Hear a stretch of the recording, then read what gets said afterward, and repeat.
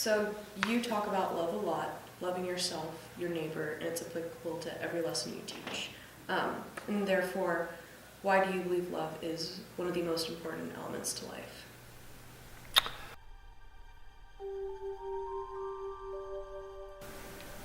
It's the only thing that gives us meaning is when, like I think about if my life was only a material thing and had no relationship to anyone, that it would be not very imaginative or creative or very happy, very full of joy. I grew up in Cottonwood, Idaho on a farm. I was the youngest of 8 children. I have 5 older brothers and 2 older sisters and a mom and a dad. We grew up on a farm, wheat, barley, and canola, and black peas, and cows, and chickens, and sheep, and a horse or 2. I went to the University of Idaho for a year and found the hills there on campus to be too exhausting. And so I moved to Boise State campus, where the campus was much flatter, and I wasn't so tired when I got to my classes, and I did much better. I did not actually end up studying. I was going to be a math teacher, and then I ended up taking a early colonial history class, and I liked it so much that I switched from being a teacher of mathematics to ending up in the social sciences. My wife was a Bishop Kelly graduate, and so when we got done with college, my wife called the vice principal, Judy Cruz, and asked her if there were any jobs available, and she said there were. And then I got a hold of Judy Cruz and Dave Laciando, and then applied to Bishop Kelly, and then was interviewed and given a job. I was very happy. The students, for sure, are a lot different now than when I started. When I first started, the students were not so likely to want to be good students, but more just to have a lot of fun. And that had its benefits. But right now, the students are so dialed into their career and to being attentive that it makes teaching very, very easy. And then the faculty is certainly an extended family of mine, so I like them a great deal. We can pray, we can talk about religion and God, we can talk about spirituality.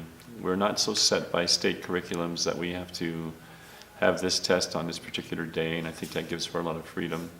And the community that we're able to establish is, I think, much easier to establish than when you have a lot more freedom to do that. So it doesn't feel so institutional, it feels more like an actual learning place. I think that's probably the reason that BK is different. Well, I grew up in a very devout German Catholic family in Cottonwood, and I continue to be a Catholic in Boise. So the reason I remain Catholic and like it, first of all, it's 2,000 years old and has a direct lineage through the leadership to Jesus. I think that's great. Their diversity from the metaphysical parts to saints that are visionaries to your really practical saints that are helping the poor is very fulfilling, because it allows you to explore all sides of your your humanness. It's the biggest charity worldwide. It has the most higher forms of education, our Catholic universities. It has more hospitals than any other faith in the world that does more good. It has more schooling for high school and elementary. And it remains kind of a stable place, although maybe we'd like to see it change more often.